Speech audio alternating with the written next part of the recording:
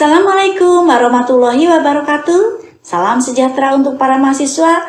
Apa kabar para sahabat e-learning? Hari ini kita akan bertemu kembali dalam mata kuliah Desain Perencanaan Bisnis.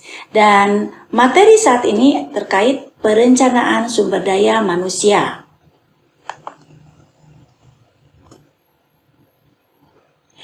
Beberapa pakar mendefinisikan bahwa perencanaan sumber daya manusia itu merupakan sebuah proses di mana manajemen menetapkan bagaimana organisasi seharusnya bergerak dari keadaan sumber daya manusia sekarang ini menuju posisi sumber daya manusia yang diinginkan di masa depan. Dari konsep tersebut, perencanaan sumber daya manusia dipandang sebagai proses linier dengan menggunakan data dan proses masa lalu atau short term sebagai pedoman perencanaan di masa depan, long term. Menurut Scholar dan Walker tahun 1990 menyebutkan bahwa perencanaan sumber daya manusia meliputi 5 tahapan. Yang pertama adalah mengidentifikasi tujuan, yang kedua melakukan peramalan keperluan atau syarat dasar SDM, yang ketiga menilai keahlian yang telah dimiliki dan karakteristik penawaran internal lainnya, yang keempat menentukan kebutuhan utama sumber daya manusia, dan yang kelima mengembangkan rencana aktivitas kegiatan dan program untuk memastikan. Nah, aktivitas dalam perencanaan SDM ini dapat digambarkan dalam 3 jangka waktu, yaitu perencanaan jangka pendek, perencanaan jangka menengah, dan perencanaan jangka panjang. Untuk perencanaan jangka pendek ini meliputi peramalan permintaan dan penawaran yang dapat diprediksi dengan pasti, lalu adanya penetapan tujuan yang mudah untuk dikuantifikasi, dan adanya desain dan implementasi program-program jangka pendek, serta adanya evaluasi perencanaan jangka pendek. Sedangkan untuk perencanaan jangka panjang meliputi peramalan permintaan jangka menengah, dalam hal ini perencanaan strategi yang berusaha untuk memprediksi output organisasi dan meramalkan penawaran jangka menengah, lalu adanya penetapan tujuan, adanya desain dan implementasi program-program jangka menengah, lalu adanya evaluasi jangka menengah karena jangka menengah lebih tidak pasti, ya, kontingensi dan ruang lingkupnya lebih luas, maka penyesuaian unit analisis seringkali pada produktivitas departemen ataupun unit bisnis. Untuk jangka panjang, biasanya lebih daripada 3 tahun, ini meramalkan permintaan dan penawaran yang berhubungan dengan tantangan dan suksesi. Selain itu, dalam perencanaan jangka panjang ini, adanya sebuah program desain dan implementasi. Dan hal ini dapat dilakukan dengan mengembangkan talenta orang-orang yang mempunyai kemampuan mental lebih baik dan secara psikologis cocok dengan yang dibutuhkan perusahaan untuk inovasi dan perubahan, ataupun dengan perencanaan suksesi dan pengembangan karir serta program peningkatan kualitas.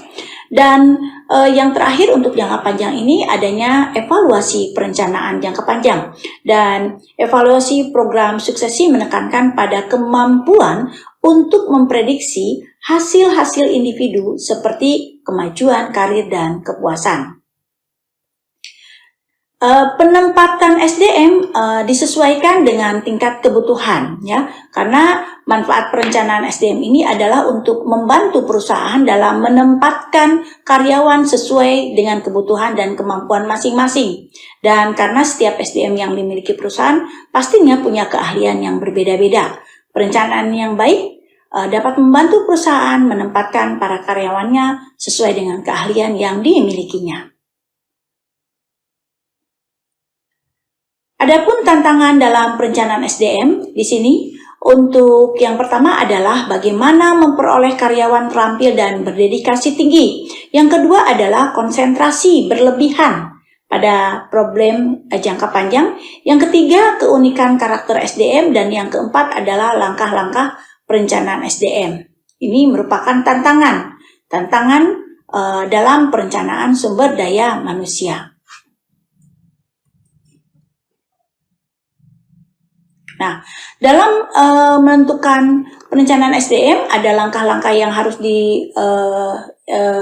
diikuti, yang harus diterapkan. Ada 5 tahapan, di antaranya adalah pemetaan sumber daya manusia, yang kedua adalah melakukan prediksi supply and demand, yang ketiga adalah perekrutan, dan yang keempat adalah pengembangan sumber daya manusia, serta yang kelima adanya monitoring dan evaluasi. Nah, untuk pemetaan sumber daya manusia juga, tujuan dari perencanaan sumber daya manusia ini adalah untuk memenuhi kebutuhan perusahaan di masa mendatang. Oleh karena itu, Anda perlu melakukan pemetaan sumber daya manusia yang dimiliki perusahaan. Dan pemetaan tersebut berguna untuk mengetahui tingkat kemampuan perusahaan.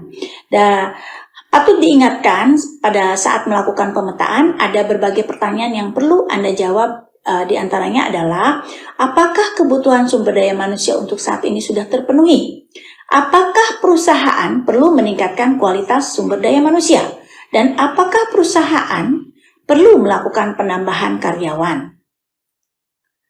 Nah, selain itu, melakukan prediksi supply and demand. Nah, setelah melakukan pemetaan proses perencanaan sumber daya manusia, selanjutnya kita akan melakukan estimasi supply and demand.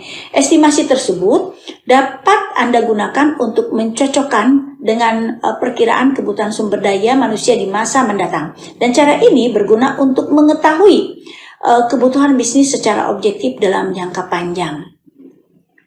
Untuk perekrutan, berdasarkan evaluasi supply and demand, perusahaan dapat menyusun strategi perekrutan, dan tahapan perencanaan sumber daya ini bertujuan untuk memberi solusi kepada perusahaan mengalami kekurangan tenaga kerja. Strategi tersebut bisa bervariasi seperti melakukan perekrutan karyawan baru, menggunakan jasa outsourcing, melakukan pelatihan, relokasi, dan lain sebagainya. Nah, untuk pengembangan SDM sendiri dilakukan dengan cara melakukan perekrutan, dan tahapan perekrutan ini bukanlah langkah akhir dalam proses perencanaan sumber daya manusia. Perusahaan perlu mendorong pengembangan skill dan keahlian para karyawan.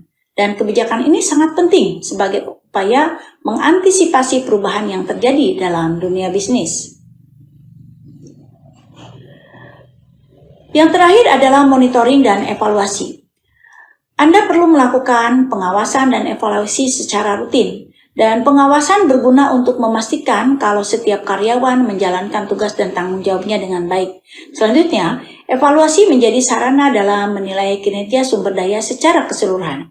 Ada banyak upaya yang perlu Anda lakukan sebagai sarana melakukan evaluasi.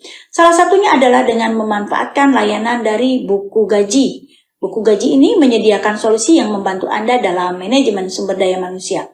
Dan fitur-fitur tersebut diantaranya adalah pengelolaan absensi dan jadwal kerja, lalu perhitungan gaji yang akurat dengan mempertimbangkan berbagai pengurangan dan tunjangan, lalu ada cetak slip gaji profesional dan modern, dan lain sebagainya.